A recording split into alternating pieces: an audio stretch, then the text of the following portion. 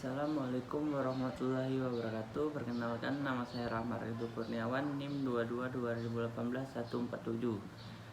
Di sini saya akan menjelaskan materi perpajakan mengenai apa saja yang bukan objek pajak dan biaya apa saja yang bukan merupakan biaya yang bisa dibebankan di laporan keuangan fiskal.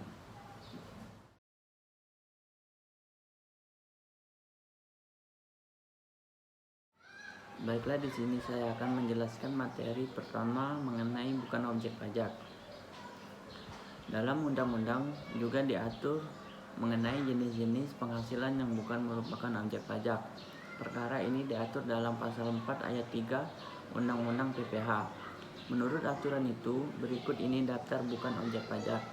Yang pertama adalah bantuan atau sumbangan, termasuk zakat yang diterima oleh Badal Amil Zakat atau lembaga amil zakat yang dibentuk atau disahkan oleh pemerintahan dan yang diterima oleh penerima zakat yang berhak, atau sumbangan keagamaan yang sifatnya wajib bagi pemeluk agama yang diakui di Indonesia, yang diterima oleh lembaga keagamaan yang dibentuk atau disahkan oleh pemerintahan dan diterima oleh penerima sumbangan yang berhak, yang ketentuannya diatur dengan berdasarkan peraturan pemerintahan.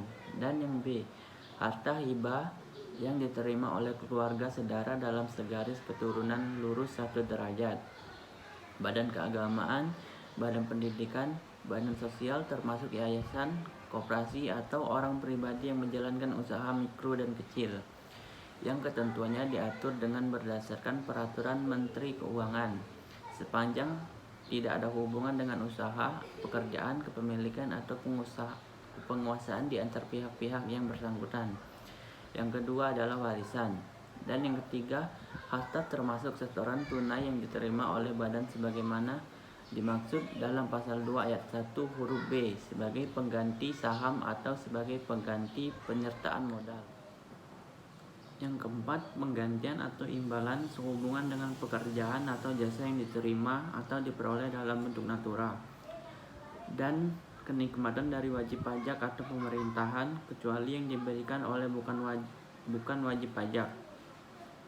Wajib pajak yang dikenakan pajak secara final atau wajib pajak yang menggunakan norma penghitungan khusus demand profit sebagaimana dimaksud dalam pasal 15 Undang-Undang PPH. Yang kelima, pembayaran dari perusahaan asuransi kepada orang pribadi sehubungan dengan asuransi kesehatan, asuransi kecelakaan, asuransi jiwa, asuransi dwiguna, dan asuransi beasiswa. Yang keenam, dividen atau bagian laba yang diterima atau diperoleh perseroan terbatas sebagai wajib pajak dalam negeri, koperasi, badan usaha milik negara atau badan usaha milik daerah dari penyertaan modal pada badan usaha yang didirikan dan bertempat berkedudukan di Indonesia dengan syarat yang pertama, dividen berasal dari cadangan laba yang ditahan, dan yang kedua, bagi perseroan terbatas, badan usaha milik negara dan badan usaha milik daerah yang menerima dividen, kepemilikan saham pada dividen yang badan yang diberikan dividen paling rendah 25% dari jumlah modal yang disetor. Yang ketujuh, iuran yang diterima atau diperoleh dana pensiun yang pendiriannya telah disahkan oleh Menteri Keuangan, baik yang dibayar oleh pemberi kerja maupun pegawai. Yang kedelapan, penghasilan dari modal yang ditanamkan oleh dana pensiun sebagaimana dimaksud pada huruf G dalam bidang-bidang tertentu yang ditetapkan dengan keputusan Menteri Keuangan. Yang kesembilan, bagian laba yang diterima atau diperoleh dari anggota perseroan komanditer yang modalnya tidak terbagi atas saham-saham persekutuan, perkumpulan, firma, dan kongsi, termasuk pemegang unit penyertaan kontrak investasi kolektif. Yang ke-10, penghasilan yang diterima atau diperoleh perusahaan modal ventura berupa bagian laba dari badan pasangan usaha yang didirikan dan menjalankan usaha atau kegiatan di Indonesia, dengan syarat badan pasangan usaha tersebut yang pertama merupakan perusahaan mikro, kecil, menengah, atau menjalankan kegiatan dalam sektor-sektor usaha yang diatur dengan atau berdasarkan peraturan Menteri Keuangan. Dan yang kedua, sahamnya tidak diperdagangkan di Bursa Efek di Indonesia. Yang ke-11, beasiswa yang memenuhi persyaratan tertentu yang ketentuannya diatur lebih lanjut dengan berdasarkan peraturan Menteri Keuangan. Yang ke-12, sisa lebih yang diterima atau diperoleh badan atau lembaga nirlaba yang bergerak dalam bidang pendidikan atau bidang penelitian dan pengembangan yang telah terdaftar pada instansi yang membidanginya, yang ditanamkan kembali dalam bentuk sarana dan prasarana kegiatan pendidikan atau penelitian dan pengembangan dalam jangka waktu paling lama 4 tahun sejak diperolehnya sisa lebih tersebut, yang ketentuannya diatur lebih lanjut dengan aturan atau berdasarkan Menteri Keuangan. Dan yang terakhir adalah bantuan atau santunan yang dibayar oleh badan penyelenggara jaminan sosial kepada wajib pajak tertentu, yang ketentuannya diatur lebih lanjut dengan atau berdasarkan peraturan Menteri Keuangan. Selanjutnya saya akan menjelaskan materi mengenai bukan biaya yang bisa dibebankan di laporan keuangan fiskal.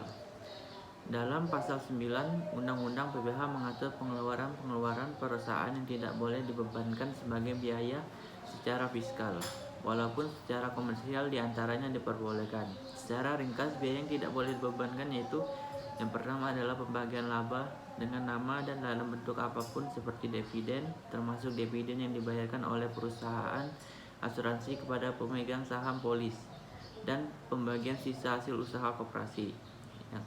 Yang kedua, biaya yang dibebankan atau dikeluarkan untuk kepentingan pribadi pemegang saham, sekutu ataupun anggota. Yang ketiga, pembentukan atau pemupukan dana cadangan dengan syarat tertentu. Yang keempat, premi asuransi kesehatan, asuransi kecelakaan, asuransi jiwa, asuransi dwi guna, dan asuransi beasiswa yang dibayar oleh wajib pajak orang pribadi, kecuali jika dibayar oleh pemberi kerja dan premi tersebut dihitung sebagai penghasilan bagi wajib pajak yang bersangkutan.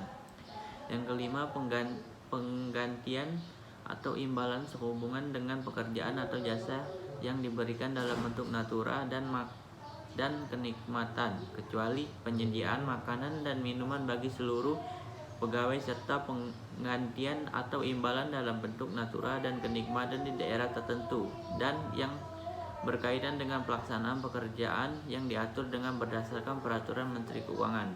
Yang keenam, jumlah yang melebihi kewajaran yang dibayarkan kepada pemegang saham atau kepada pihak yang mempunyai hubungan istimewa sebagai imbalan sehubungan dengan pekerjaan yang dilakukan.